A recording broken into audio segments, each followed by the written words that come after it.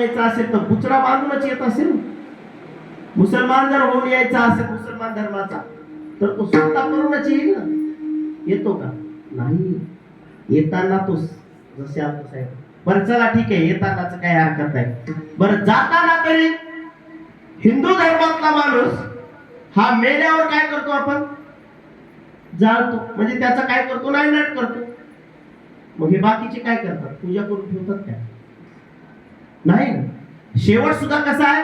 सारखा आहे. जन्म सारखा आहे, शेवट सारखा आहे. म्हणजे याचा अर्थ समूळ मानवजात कशी आहे? सारखी आहे. आणि म्हणून आपण सर्वजण एक आहोत या न्यायाला हा शब्द प्रयोग केलेला आहे. जात म्हणजे कोणती? तर परमार्थातला तू. माझ्या जातीचा म्हणजे माझ्या परमार्थातला माणूस पाहिजे वर्णन करण्यासाठी. संतांचं वर्णन कुणाच्याही शक्य नाही. कारण तुकोबाराय एका ठिकाणी म्हणतात बघा, संतांचा महिमा तो बहु दुर्गम, शाब्दिकाचे काम नाही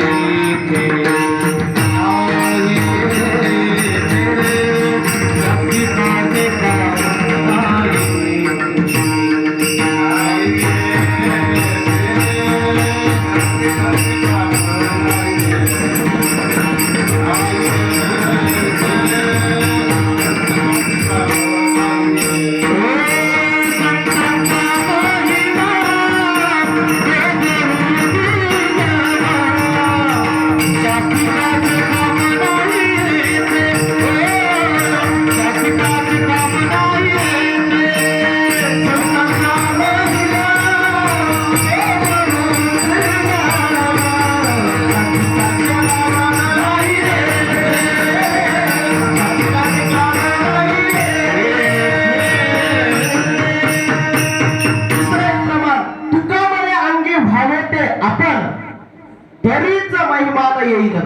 दोन्ही प्रमाण लागू. अगोदर अंगी आपण व्हावं लागतं, म्हणजे संतांसारखं व्हावं लागतं, तेव्हा कुठं त्यांचा महिमा कळतो आणि मग तो महिमा वर्णन करण्याचा अधिकार प्राप्त होतो. आणि म्हणून जे वर्णन श्रेष्ठत्व, जे मी म्हटलं की वर्णन विषय श्रेष्ठ असला पाहिजे आणि वर्णन करताही श्रेष्ठ असला पाहिजे.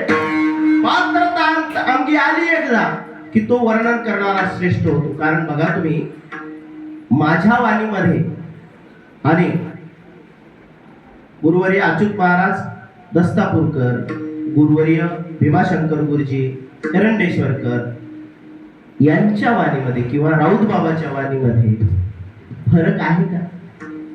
आहे ना फरक. काय आमचे भीमाशंकर गुरुजी काय मृदू बोलतात, त्यांच्या कीर्तनामध्ये सुई पडली तरी आवाज, आणि आमचं बोलणं राकट घाक वाटत. बरोबर आहे. ही ताकद वाणीची कधी येते महाराज? जेव्हा साधना ही उत्तुंग लेवलला जाते ना, त्यावेळेस मग ती वाणीची ताकद येते. नजर काय म्हणतो आपण त्याला, चालणं बोलणं या सगळ्या गोष्टीमध्ये बदल होत राहतो.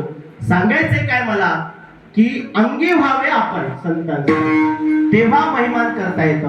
मग तुकोबारायांमध्ये काय कमी होती की जे तुकोबाराय म्हणतात की मी पतित आहे, काय मी पतित कीर्तीवर? अहो, तुकोबारायांसारखं वैराग्य या जगामध्ये दुसऱ्या कुणाकडेच नाही. बरोबर. ज्ञानोबानंतर तुकोबारायांकडेच आहे.